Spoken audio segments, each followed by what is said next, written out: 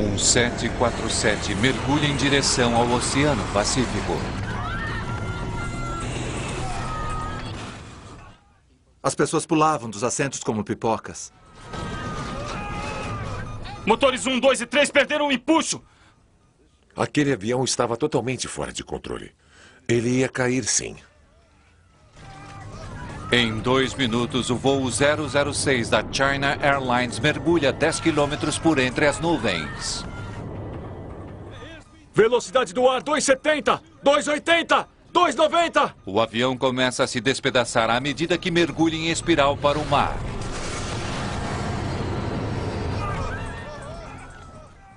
Eu fechei os olhos.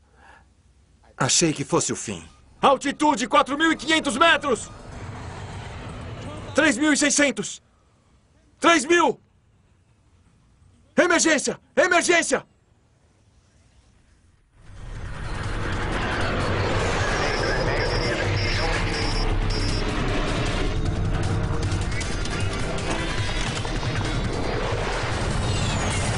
Mayday, desastres aéreos. Esta é uma história real. Ela foi baseada em relatórios oficiais e em relatos de testemunhas oculares. Pânico sobre o Pacífico.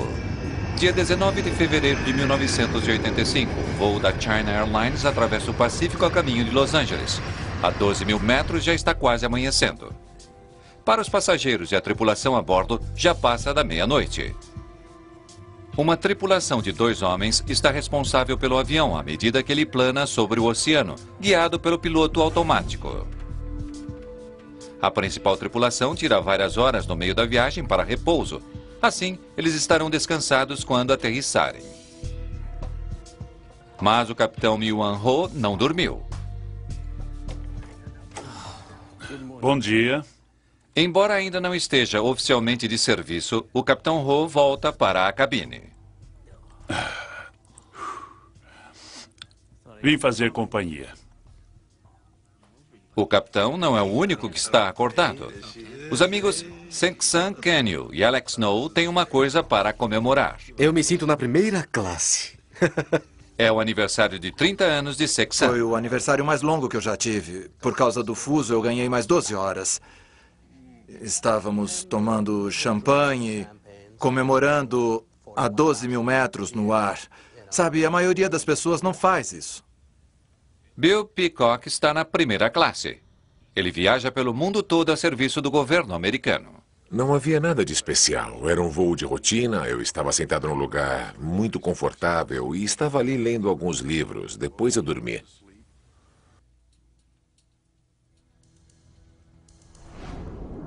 Nesse momento, o avião está se aproximando do litoral da Califórnia.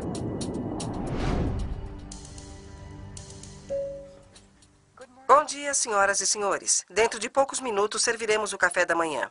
Para aqueles que quiserem ajustar seus relógios, a hora local em Los Angeles é 7 da manhã. Dormiu bem? Muito bem, senhor. Obrigado. Bom dia, capitão. Bom dia. Depois de seu intervalo de 5 horas, a equipe está reunida na cabine. Logo depois, o avião entra em uma região de ventos fortes. Senhoras e senhores, aqui fala o capitão. Estamos tendo um pouco de turbulência. Por favor, apertem seus cintos de segurança. O piloto automático está ajustado para manter o avião no ar a 470 km por hora. Mas com os fortes ventos fica cada vez mais difícil manter a velocidade. Para a tripulação, a turbulência de repente torna-se preocupante. O motor 4 não está dando um empuxo total. Há um problema com um dos motores. O engenheiro de voo força o motor. Mas ele não responde. Perdemos velocidade. De volta à classe econômica, Seung-San Kenyu também notou alguma coisa. Olha só, eu notei que a luz na asa não está mais piscando. Mas e daí? Eu tinha visto a luz piscando na ponta da asa. Aquilo parecia com um cone. Mas quando eu olhei para trás outra vez, não vi nenhum cone. A luz naquela asa ainda está piscando. Acho que você bebeu demais. Senta aí um pouquinho.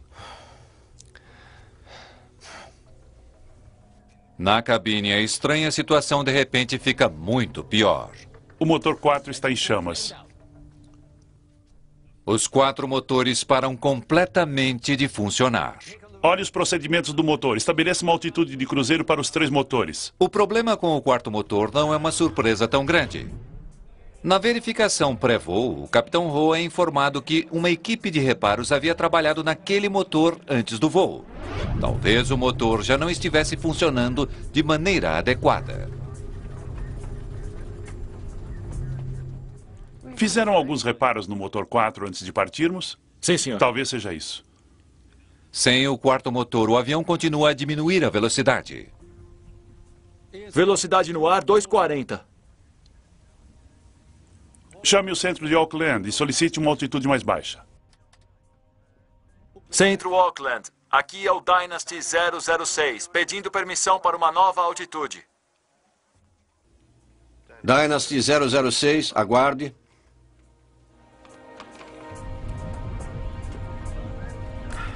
Reinicie o motor 4. Sim, capitão. Nessa altitude não há muito oxigênio, então as chances de reiniciar um motor com sucesso são escassas.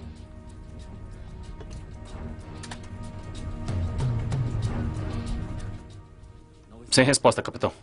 À medida que a tripulação tenta reiniciar o motor 4, seu avião começa a virar vagarosamente para a direita. Dynasty 006, permissão para voo 240 concedida. Estamos indo para a direita. A velocidade do ar é 230. À medida que o avião continua a virar e descer vagarosamente, ele começa a entrar em perigo de parar. Altitude, aguarde. Nariz mergulhando. Na esperança de aumentar a velocidade da aeronave, o Capitão Ho tenta fazer o avião descer. Nada que a equipe faz parece ajudar. Seu jato está virando cada vez mais. Dynasty voo 006, centro de Auckland. Estão me ouvindo? A velocidade do ar é 220. Estamos indo para a direita, capitão. Estou desativando o piloto automático.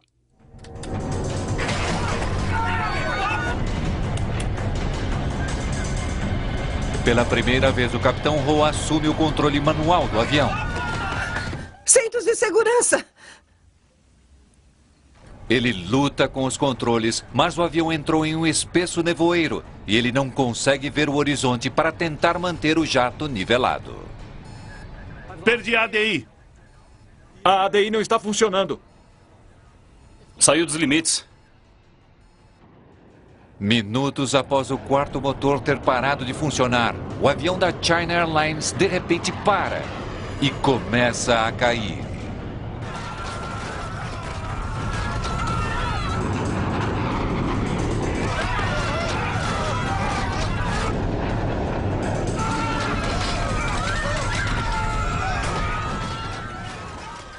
As pessoas pulavam como pipocas dentro do avião. As bandejas voavam, os copos, a comida, as bagagens começaram a cair dos compartimentos e a atingir as pessoas. Dava para ver os rebites saltando para fora. Parecia o som de balas atingindo a parte externa da aeronave. Mas estávamos no meio do oceano, não tinha ninguém atirando na gente. Naquela hora, não sabíamos se íamos viver ou morrer. O voo 006 da China Airlines está fora de controle e mergulhando em direção ao oceano. Voltaremos a seguir com Desastres Aéreos. Aéreos, no Nat Geo.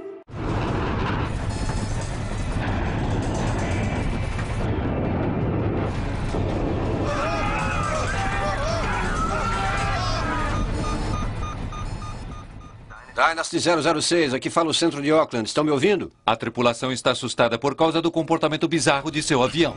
Motores 1, 2 e 3 perderam o empuxo.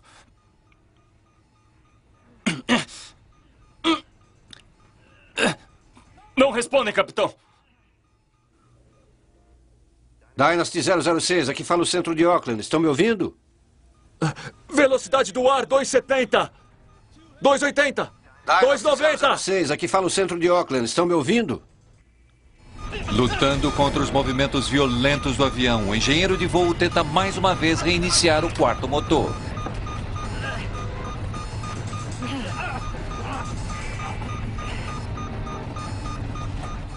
Ignição negativa.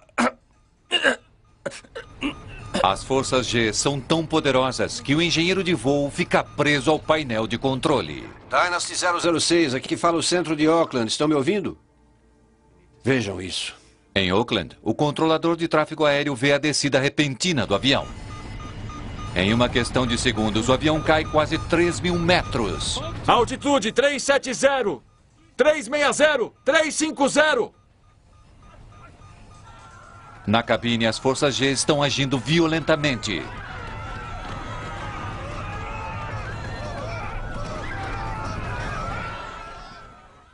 Eu fechei os olhos. Achei que fosse o fim. Achei que o avião fosse explodir no ar. O avião está prestes a exceder sua velocidade máxima. Aproximando VMO. Avançando como um louco pelas nuvens, o 747 finalmente começa a sair de seu mergulho fatal. À medida que o avião vai se nivelando, as forças G mudam de direção. Os passageiros são prensados contra o piso, sentindo seu peso aumentar 5 vezes. Eu me lembro de ter olhado para um senhor chinês mais velho, que estava sentado do outro lado, no corredor. E o rosto dele estava se contorcendo assim, como se estivesse deitado de lado em um museu de cera se incendiando. Quer dizer, o rosto dele estava disforme. À medida que a tripulação luta para recuperar o controle do avião, ele começa a diminuir a velocidade. Velocidade no ar, 180 nós e caindo. Dynasty 006, aqui fala o centro de Auckland. Estão me ouvindo? Velocidade no ar, 140 nós e caindo. O jato ainda está caindo, mas não tão depressa. Essa poderá ser a chance que a tripulação tem de recuperar o controle. Eu sabia que estávamos com um sério problema, porque as forças G, ao invés de estarem na horizontal, começaram a fazer pressão na vertical. Então nós fomos empurrados para baixo em vez de para os lados. À medida que a velocidade do jato começa a cair, o engenheiro de voo tenta desesperadamente alcançar os aceleradores do motor. Velocidade 180 nós e caindo. Mas os motores não respondem. Não tem resposta. Os motores pegaram fogo. Depois de cair 3.000 metros em 30 segundos, o jato entra mais uma vez em uma nova queda livre.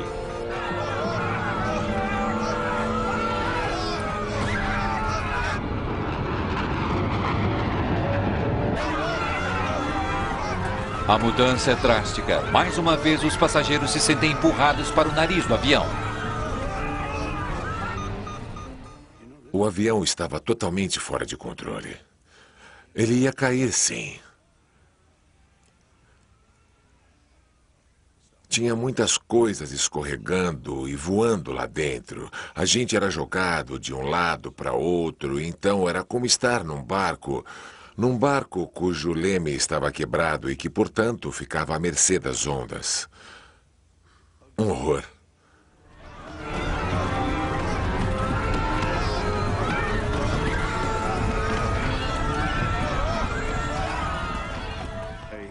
Eu realmente rezei naquela hora. Eu disse a mim mesmo, você teve uma vida maravilhosa.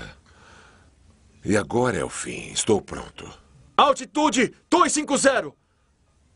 Velocidade no ar de 290. À medida que o avião gira e mergulha em direção ao oceano, a velocidade do ar aumenta rapidamente.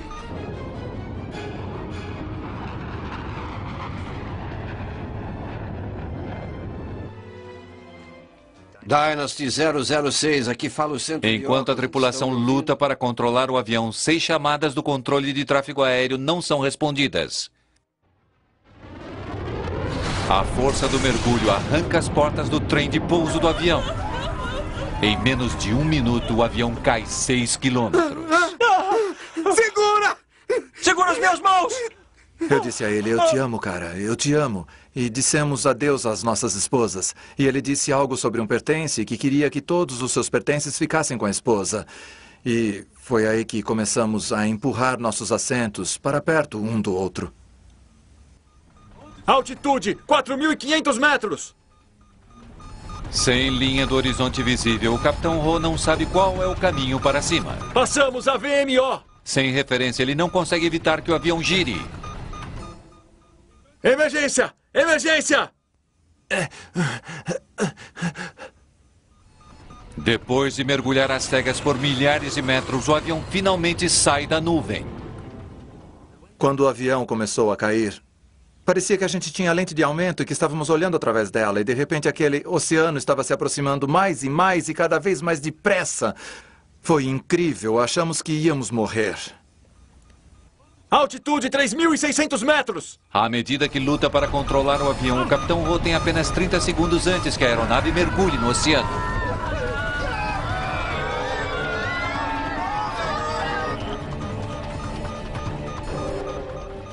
Estou vendo a linha do horizonte.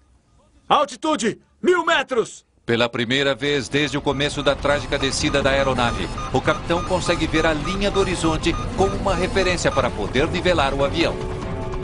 À medida que ele tenta tirar o avião de seu mergulho, os passageiros pagam o preço. Eles são forçados contra os assentos, castigados por outra dramática mudança na direção. A força G era tão grande. Eu peso 90 quilos, então meu peso se transformou em 180 quilos. É uma corrida contra o tempo, mas o avião começa a vencer. A ADI está voltando. À medida que o avião finalmente consegue se nivelar, os indicadores de altitude voltam ao normal. A ADI está voltando. E o mais importante, tão misteriosamente quanto o início do incidente, os 3 motores do avião recuperam a força. Motores 1, 2 e 3 estão voltando. O motor 4 continua parado. Reiniciar o motor 4. Sim, capitão.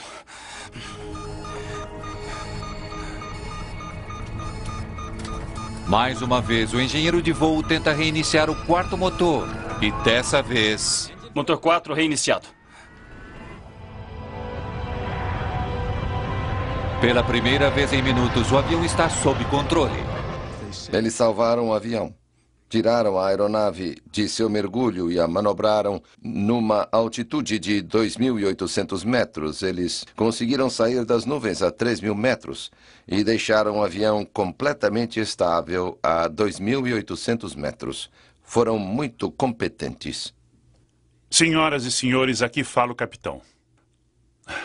Tem alguém machucado? Temos algum médico a bordo?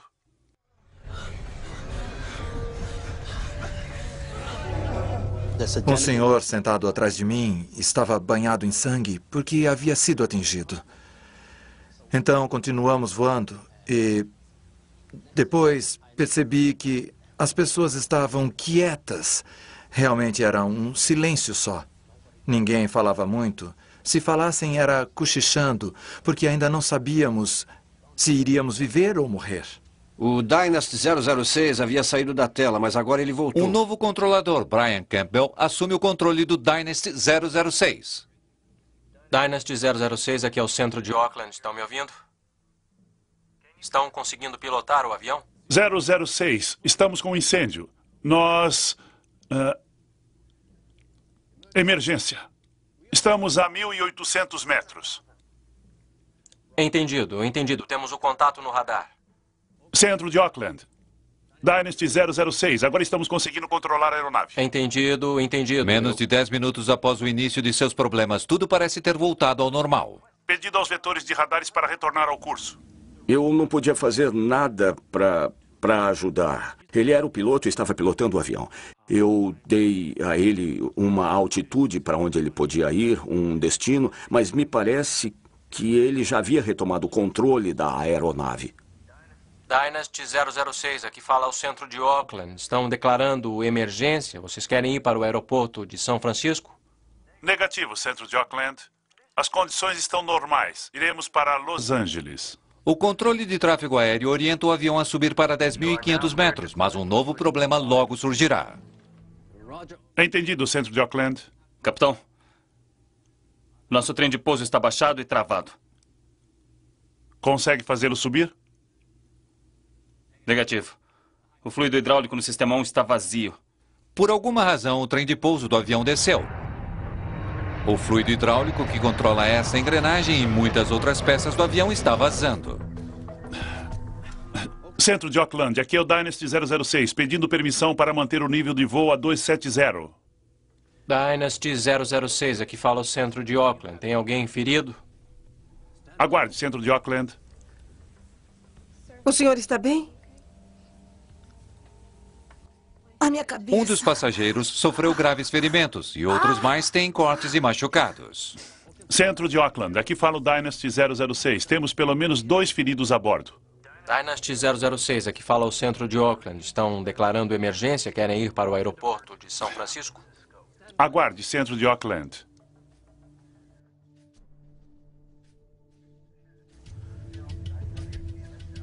Centro de Auckland, aqui fala o Dynasty 006. Estamos declarando emergência. Pedimos permissão para redirecionar a rota para São Francisco. Eles tiraram todos os outros aviões do caminho e deram a pista toda para o Dynasty. Então não tinha nenhum avião no caminho e ele também não tinha que esperar por nenhum outro avião. Ele veio direto para a pista. Dynasty 006, aqui fala o centro de Auckland. Tudo pronto para a aterrissagem. Agora vocês estão livres para descer com segurança. O Capitão Ho não só tem feridos a bordo, o próprio avião foi gravemente danificado. Os elevadores traseiros que ajudam a controlar a altitude do avião não parecem estar funcionando. Sem eles, aterrissar aquele jato será extremamente difícil. O problema é que é um avião muito grande que responde aos comandos muito devagar. Pode não ser aconselhável fazer nada antes de estar em posição segura. Pode cair no oceano. O que a pessoa precisa é de uma cabeça muito fria. O Capitão Ho precisa aterrissar usando variadas quantidades de empuxo do motor. Depois de tirar o avião de seu terrível mergulho, se ele cometer um só erro, o voo 006 poderá acabar numa tragédia. À medida que nos aproximávamos da pista, sobrevoávamos Atherton, onde eu nasci e onde eu tinha morado um tempo com meus filhos. Eu olhei para baixo e disse, puxa, se a gente não conseguir ou se esse avião explodir na aterrissagem por causa de tudo isso por que ele passou, eu posso afirmar uma coisa com certeza. Pelo menos eu vi isso.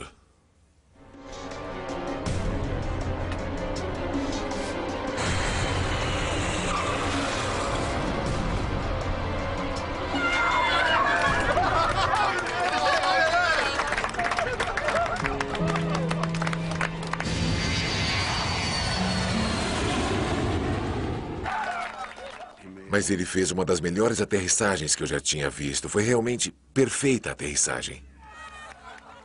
Senhoras e senhores, aqui fala o capitão. Desejando a vocês uma viagem segura, espero que tenham gostado do seu voo. Obrigado por voarem China Airlines. Achei que ele foi um herói. Ele salvou nossas vidas. Quer dizer, a gente sentiu muito. A gente nem sabia direito o que pensar. Mas achamos que ele foi um herói e ficou tudo bem. Voltaremos a seguir com Desastres Aéreos. Desastres Aéreos, no Nat Geo. A extensão dos danos causados ao avião pode ser vista do solo. Eu vi aquele maquinário enorme, extremamente complicado, no chão. Muito maior do que muitos prédios. E estava ali no chão, completamente destruído. Uma grande parte da cauda do avião estava rasgada, como se um tornado tivesse passado por ela ou como se um trator a tivesse feito em pedaços. Foi uma experiência realmente terrível. Agora está claro por que a tripulação passou por aquela situação terrível na hora de aterrissar o avião. Pedaços enormes da cauda estão faltando. Devem ter sido arrancados por causa do estresse do mergulho ou esmagados quando a porta do trem de pouso se soltou.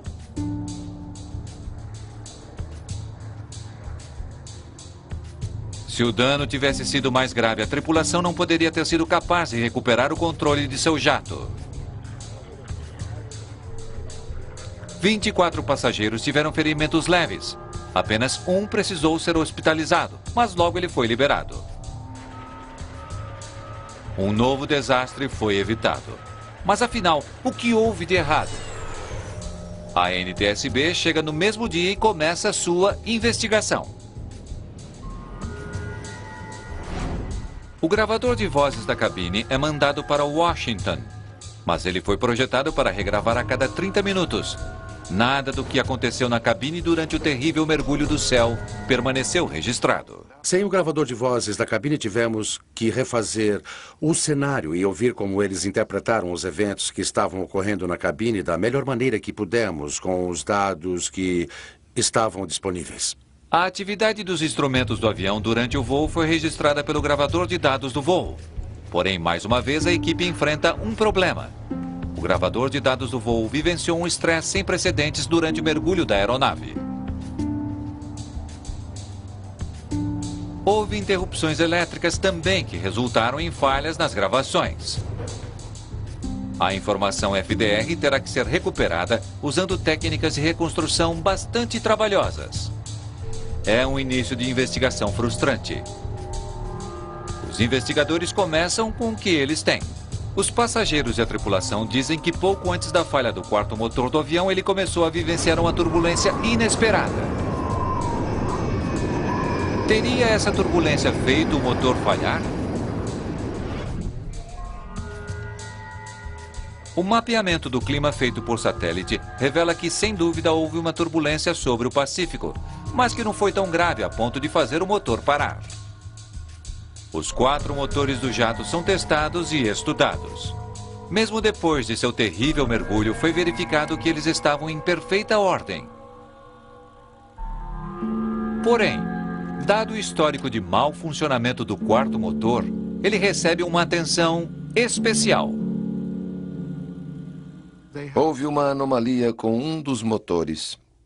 Eles acreditavam que o motor havia apresentado um incêndio ou que havia algum outro problema muito grave com ele. O desgaste de um pequeno aparador da válvula do acelerador é medido. Ele apresenta um desgaste de apenas 4 milésimos de polegada, mas isso já é o suficiente para restringir o fluxo de combustível para o motor 4. O motor 4 não está funcionando adequadamente. Os investigadores determinam que a 12 mil metros o motor 4 realmente apresentou menos força do que o normal. Esse evento é conhecido como suspensão do motor. O diário de bordo da aeronave revela que o motor 4 havia sido mencionado 2 outras vezes em ocasiões anteriores, apenas uma semana antes. Talvez o motor não tenha sido consertado de maneira adequada, o que levou ao incidente com o voo 006 da China Airlines. A NTSB decide ir mais a fundo na história da manutenção do motor 4. Fizeram alguns reparos no motor 4 antes de partirmos? Sim, senhor. Talvez seja isso. Mas após semanas de investigação, a NTSB conclui que o motor não precisava ser substituído. Todos os reparos foram feitos segundo o manual. A falha no motor não foi a causa do acidente. E mesmo com a perda de um dos motores, o avião não deveria ter entrado em perigo imediato. Motor 4 pegou fogo. Um 747 é projetado para voar apenas com 3 motores. A perda do quarto motor em um avião é um acontecimento mínimo. É uma coisa que você tem que resolver, mas isso poderá ser facilmente consertado. E se não, o avião poderá continuar voando com 3 motores sem nenhuma dificuldade. Estamos indo para a direita, capitão. A velocidade no ar é de 2,30. O avião é perfeitamente capaz de voar, não com tanta eficiência, porque esse grande aparelho não está produzindo o empuxo que deveria e o avião não vai fazer tantos quilômetros quanto deveria com a mesma quantidade de combustível, mas mesmo assim pode voar. Olhe os procedimentos do motor. Estabeleça uma altitude de cruzeiro para os 3 motores. Sim, capitão. Há procedimentos padrão para serem seguidos em caso de qualquer falha em um dos motores. Mas a tripulação do China Airlines 006 não o seguiu. Eles tentaram reiniciar o motor imediatamente em vez de descer. Reinicie o motor 4. Sim, capitão. Eles tentaram reiniciar em uma altitude muito elevada. O piloto só deve tentar reiniciar o motor quando estiver a menos de 9 mil metros. E eles estavam a 12.400 metros. O que me parece um pouco curioso é porque eles não seguiram os procedimentos padrão. Eles tentaram reiniciar o motor naquela altitude, ou seja, algo que não funcionaria? Não responde, capitão. É um erro. Mas isso não deveria ter deixado o avião fora de controle. Como um problema gerenciável pode ter se transformado quase numa tragédia? Perdi a ADI. A ADI não está funcionando. Está fora dos limites. Para obter mais informações sobre o que estava acontecendo na cabine, os investigadores entrevistam a tripulação. Eu ouvi o capitão dizer que não tínhamos mais a ADI. E aí eu disse que a ADI de reserva também estava saindo dos limites. A tripulação diz aos investigadores que sua ADI, o instrumento que mede a que nível o avião está, não estava funcionando. Eles podem ter dito, isso não pode estar certo, e ter olhado nos indicadores e dizer a mesma coisa e sabido que aqueles instrumentos estavam falhando. O indicador de altitude tinha indicado uma posição tão implausível que só podia se tratar de uma falha nos instrumentos. O avião não podia estar fazendo aquilo. Mas, na verdade, quando a ADI foi investigada pela NTSB, foi constatado que estava funcionando perfeitamente bem. Quando nós começamos a forçar o motor 4, ele começou a pegar fogo. Começamos a descer mais depressa. E aí os outros 3 motores também falharam. Motores 1, 2, 3 perderam o empuxo! Os investigadores da NTSB ficaram ainda mais confusos quando a tripulação lhes disse que todos os motores pararam. Não responde, capitão! Com exceção do motor 4, o gravador de dados do voo indica que os outros 3 motores estiveram funcionando normalmente durante todo o voo. Ignição negativa! Se todos os motores tivessem parado, teria havido uma série de outros problemas, tais como despressurização da cabine, mas isso não ocorreu. Motores 1, 2 e 3 voltando. Finalmente, quando baixamos a altitude, os motores 1, 2 e 3 funcionaram.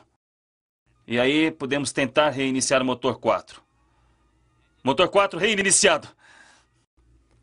No final do mergulho, a tripulação tinha um avião totalmente sob controle. Foi uma recuperação notável. Mas para os investigadores, trata-se de um quebra-cabeça. A história que a tripulação está contando não se encaixa com as evidências que eles encontraram. Depois de meses de investigação, a NTSB lentamente faz uma reconstituição da quase catástrofe do voo da China Airlines sobre o Pacífico. Isso incluiu informações do gravador de voo reconstruído, das entrevistas pessoais e da transcrição do controle de tráfego aéreo. Quando o trabalho termina, só existe uma conclusão. Fora o problema com uma pequena válvula, não havia nada de errado com aquele 747 antes de ele mergulhar do céu. Na verdade, foi a tripulação quem tomou uma série de decisões fatais que quase fizeram o avião cair.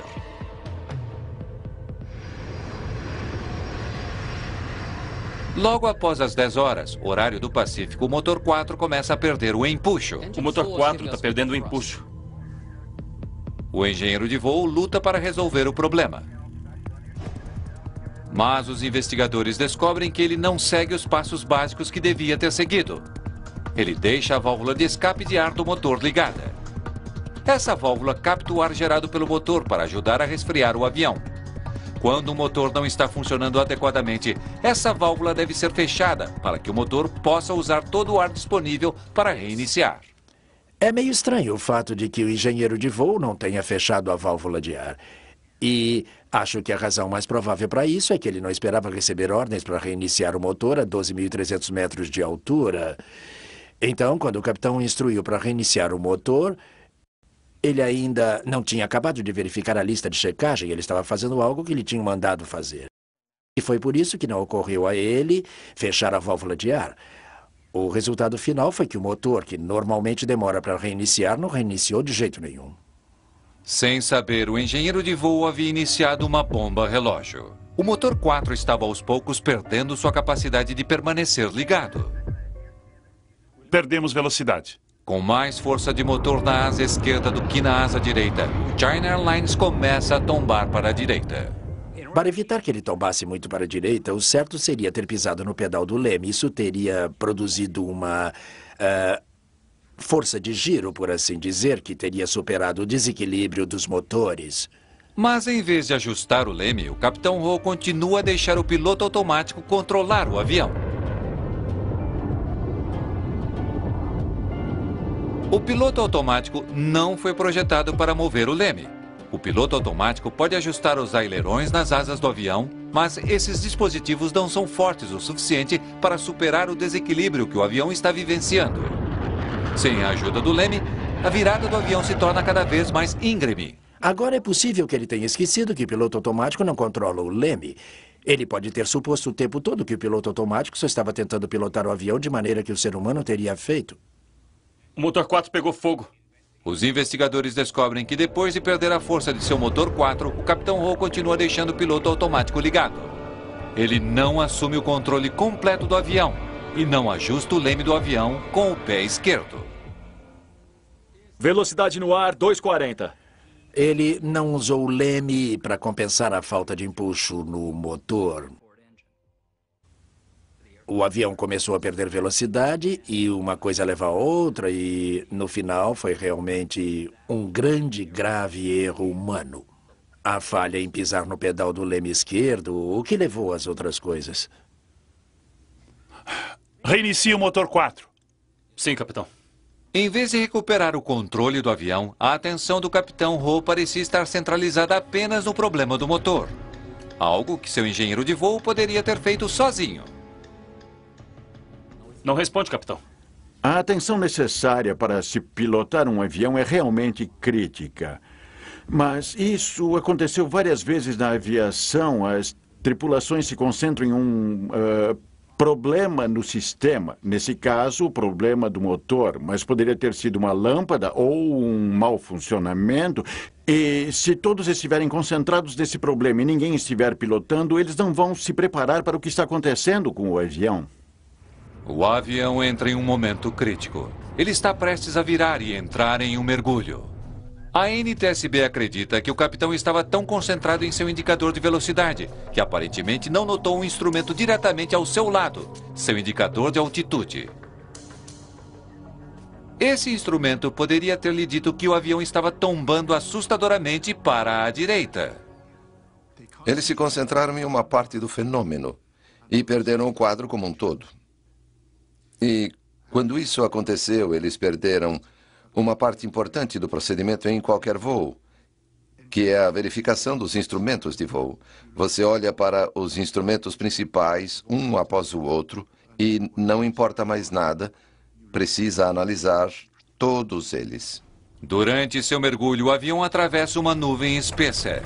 Sem nenhum horizonte como referência, a tripulação precisa confiar em seus instrumentos para nivelar seu avião.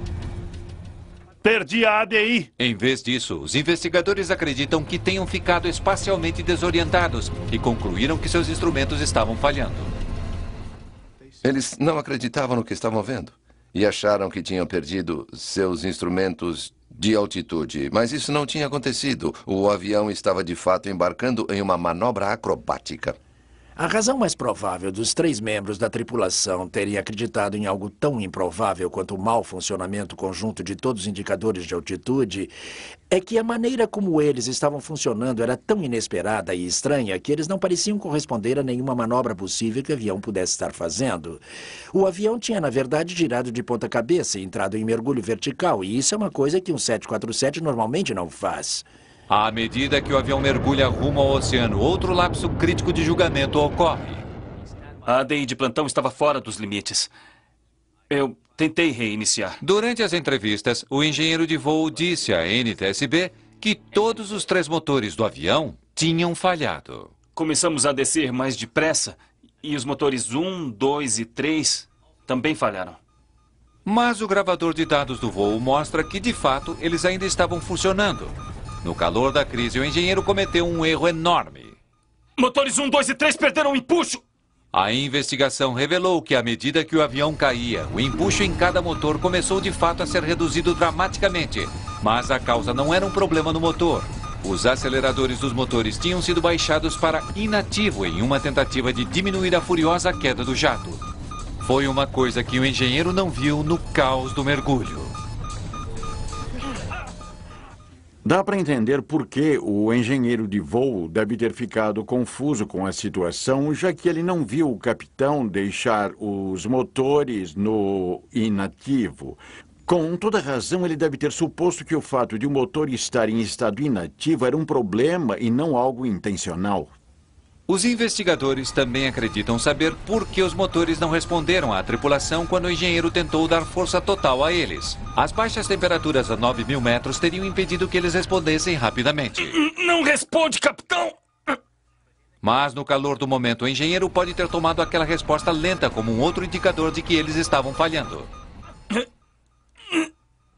A NTSB descobre que realmente os medidores no painel gerados atrás do engenheiro mostraram que os 3 motores estavam em chamas. Ignição negativa! Mas a força gravitacional se tornou tão poderosa que o engenheiro não conseguiu olhar para trás.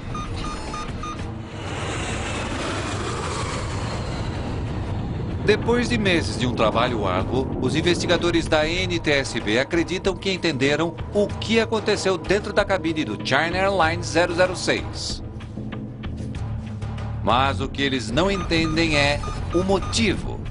Os registros médicos da tripulação são examinados. Será que havia algo de errado com o capitão que possa explicar aquele comportamento bizarro? Não aparece nada. Eles não eram os 3 patetas que ganham 747 ou coisa parecida. Eles eram uma tripulação treinada, altamente experiente, com milhares de horas de voo. Como uma tripulação experiente pode ter cometido erros tão fundamentais? Os investigadores descobrem as respostas nas horas anteriores ao incidente. O que eles descobrem é um perigo que afeta pilotos no mundo todo. Voltaremos a seguir com Nat Geo. A equipe da NTSB decide examinar todos os fatores que afetam o comportamento humano, incluindo um novo campo de pesquisas. Pela primeira vez, pelo que eu saiba, no relatório, os ritmos cardíacos, os biorritmos, o funcionamento diurno e noturno do corpo foram levados em consideração como uma possível explicação de como um extremamente experiente capitão de Boeing 747 não notou coisas que outros pilotos poderiam ter achado óbvias, como, por exemplo, o fato de que seu avião estava girando de ponta cabeça enquanto ele tentava lidar com um problema no motor. Embora o capitão Ho tenha tido as 15 horas de sono exigidas antes de voar aquele dia, os investigadores da NTSB dão uma olhada mais de perto no horário do capitão antes da noite do voo. Eu não acho que estivesse cansado, mas não posso dizer que dormir bem durante o voo. O acidente ocorreu às 2 horas da manhã do horário local, muito significativo. A maioria das pessoas está com sono essa hora, então o incidente ocorreu em um ponto em que a pessoa está em seu ritmo circadiano, no relógio de seu corpo. Ele deveria estar profundamente adormecido e eu me lembro que ele tinha ido descansar antes. Tem uma área de descanso para a tripulação e ele disse que repousou durante 5 horas e dormiu 2. E outra coisa que me lembra em sua entrevista é que ele disse: você realmente nunca dorme bem num avião? Um capitão nunca dorme bem durante um voo. Eu trabalhei muitos anos para essa companhia, mas eu nunca tive um problema como esse antes. Parecia uma afirmação muito verdadeira. É realmente difícil ter uma boa noite de sono num avião, principalmente se você for a pessoa no comando, e ele era. Então, juntando tudo, vimos que essa era uma tripulação qualificada e experiente, mas que estava voando num horário que a tornou suscetível a alguns dos negativos ou adversos efeitos da fadiga. Durante seus voos nos 6 dias anteriores, o capitão Ho cobriu um total de 18 fusos horários. Eu vim fazer companhia. A pesquisa da NTSB sugere que a falta de sincronismo durante esse período pode ter sido a causa do acidente. Todos esses fatores certamente contribuíram para seu desempenho e não o deixaram ter um desempenho total naquela hora. Os investigadores também dão uma olhada mais de perto nos aparelhos que deveriam tornar um voo tão longo mais fácil. Olhe os procedimentos do motor. Estabeleça uma altitude de cruzeiro para os 3 motores. Sim, capitão. Temos pessoas à frente dos aviões porque acreditamos que em circunstâncias que ninguém pode prever, o ser humano à frente de um avião pode reagir de maneira criativa, pode resolver um problema em que ninguém mais tinha pensado antes em tempo real. E a automação não pode resolver problemas nos quais ninguém havia pensado antes em tempo real da mesma maneira. A NTSB concluiu que, possivelmente fatigado por causa das viagens e entediado pela monotonia de suas tarefas... Estamos indo para a direita, capitão. Desativando o piloto automático. O capitão recorreu a seu piloto automático durante tempo demais. Quando deveria ter assumido o controle, ele hesitou, confiando em seus sistemas. Isso, obviamente, foi uma falha. A tripulação não agiu como deveria ter agido. Foi erro do piloto. Como resultado da quase tragédia do China Airlines e outros incidentes da mesma época, os fabricantes de aeronaves começaram a repensar no design de seus sistemas automatizados. A ideia da automação é a de que ela vai ajudar uma pessoa a fazer o seu trabalho.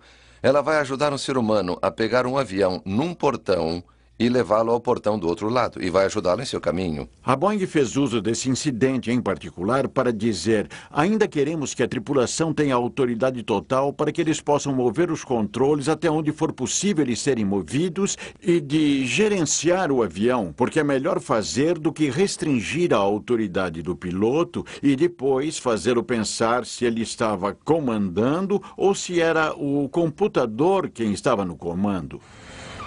Quaisquer que tenham sido os erros que a equipe cometeu naquele dia, eles não resultaram em uma tragédia. Eles pilotaram bem o avião. Eles fizeram um excelente trabalho com a aproximação final. Tomaram cuidado com o avião. Eles sabiam que o avião estava danificado, mas não sabiam a gravidade dos danos. Mas eles fizeram as manobras devagar e testaram sempre para ter certeza de que não estavam entrando em mais problemas à medida que se aproximavam da aterrissagem. Uma coisa importante que eles fizeram, e a pessoa só precisa fazer uma coisa importante e certa, foi eles salvaram o avião. E, em princípio, é isso que o piloto precisa fazer quando algo acontece com seu avião. Você precisa salvar o avião, precisa salvar os passageiros, e foi o que fizeram.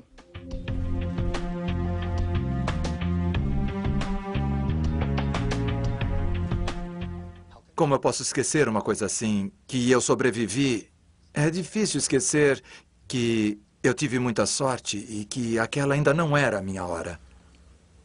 O piloto salvou nossa vida. Ele nos colocou naquilo, mas nos tirou também. E talvez tenha havido um outro herói naquele dia. O próprio avião. Ele foi forçado a fazer manobras e foi posto sob um estresse que ultrapassou seus limites.